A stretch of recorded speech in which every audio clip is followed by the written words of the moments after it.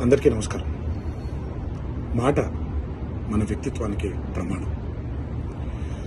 రాజకీయాల్లో విమర్శలు ప్రతి విమర్శలు చాలా సర్వసాధారణం. ఆ విమర్శలు ప్రతి విమర్శలు ప్రజా సమస్యల మీద జరగాలి, కానీ వ్యక్తిగత దూషణలు లేదా వ్యక్తిగత విమర్శలు ఉండకూడదు. నిన్న ఒక సంఘటన నా మనసును కలిచివేసింది.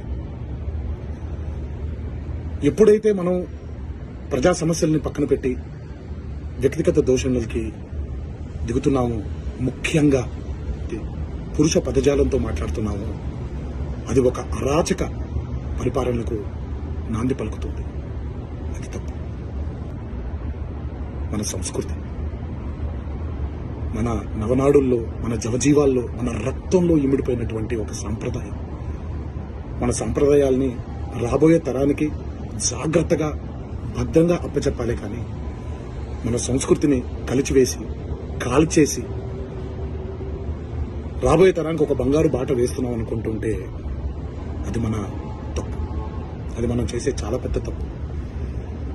ఈ మాటలు నేను ఇలాంటి ఒక వ్యక్తిగత దోషణకి గురైనటువంటి ఒక కుటుంబానికి చెందిన సభ్యుడిగా మాట్లాడట్లేదు.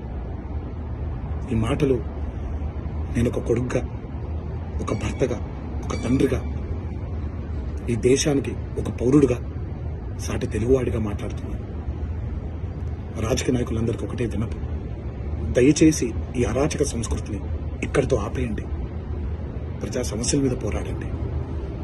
రాబోయే తరానికి బంగారు బాట వేసేలాగా మన నడవడిక ఉండేలాగా జాగ్రత్త పడండి. ఇది నా విన్నపం మాత్రమే. ఇది ఇక్కడితో ఆగిపోతుందని మనసారా కోరుకుంటూ సెలవు తీసుకుంటున్నాను.